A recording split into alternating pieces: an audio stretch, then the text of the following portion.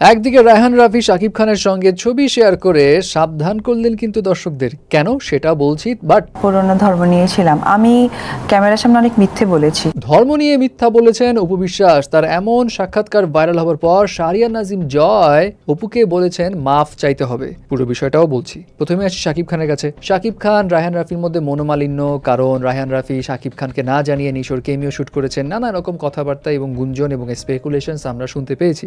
So মনে হচ্ছিল যে শাকিব খান বোধহয় রাফির উপর আপসেট, বাট এই ধারণাকে ভুল ভেঙে দিয়ে রাফি আজকে শাকিব খানের সঙ্গে হাস্যোজ্জ্বল ছবি শেয়ার করে ক্যাপশনে লিখেন, একা একা আমরা যেটা করতে পারি সেটা খুব সামান্য, তবে একসাথে হলে আমাদের পক্ষে এমন কিছু করা সম্ভব যেটা আসলে সব থেকে হয় বেশি শক্তিশালী। তিনি আরো বলেন, চিলে কান নিয়ে গেছে ভাবলে চলবে না বাবা, তার আগে কান স্পর্শ করে দেখতে হবে আসলে চিলে কান নিয়ে গেছে কিনা।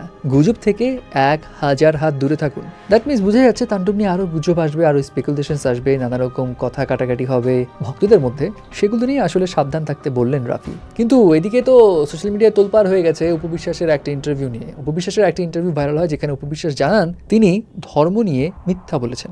বিষয় হলো, সেই ইন্টারভিউতে তিনি বলেন তিনি বরাবরই হিন্দু ধর্মের অনুসারী ছিলেন এবং ধর্ম পরিবর্তনের বিষয়ে মিথ্যা বলতে হয়েছিল ক্যারিয়ার এবং সন্তানের কথা ভেবে। মানে শুরুতে আমরা জেনেছিলাম না অপু বিশ্বাস শাকিব খানের সঙ্গে বিয়ের পরে ধর্ম চেঞ্জ করে মুসলমান হয়েছিলেন, তো এখন তিনি বলছেন যে না, তিনি হিন্দুই ছিলেন, ওই যে মুসলমান হয়েছিলেন সেটা আসলে মিথ্যা বলেছেন ছেলের স্বার্থে, ক্যারিয়ারের স্বার্থে। তো এই বিষয় নিয়ে শাহরিয়ার নাজিম জয় তিনি ফেসবুকে অপু বিশ্বাসকে পোস্ট করে বলেন, ধর্ম নিয়ে মিথ্যা বলা যায় না প্রিয় অপু বিশ্বাস, ধর্ম নিয়ে মিথ্যে মানে তুমি একবার বিশ্বাস করেছো আল্লাহকে, আরেকবার বলেছো বিশ্বাস করো না। মুসলমান ভাই বোনেরা তোমার এই মিথ্যাতে কষ্ট পেয়েছে, একইভাবে তোমার ধর্মের মানুষও তাতে বিব্রত হয়েছে। ক্যারিয়ার, স্বামী, সন্তান সবকিছুকে ব্যালেন্স করতে গিয়ে তুমি যে মিথ্যার আশ্রয়টি নিয়েছো তা তোমাকে আশ্রয়হীন বানিয়ে দিয়েছে। তোমার নিঃশর্ত ক্ষমা চাওয়া উচিত। ক্ষমা চাওয়া এবং ক্ষমা করে দেওয়া দুটোই বড় মহত্বের কাজ। তুমি মহৎ হও, অন্যেরাও তোমার সাথে মহত্বের পরিচয় দিবে। যাই হোক, এখন দেখা যাক শেষমেশ কি হয় আসলে।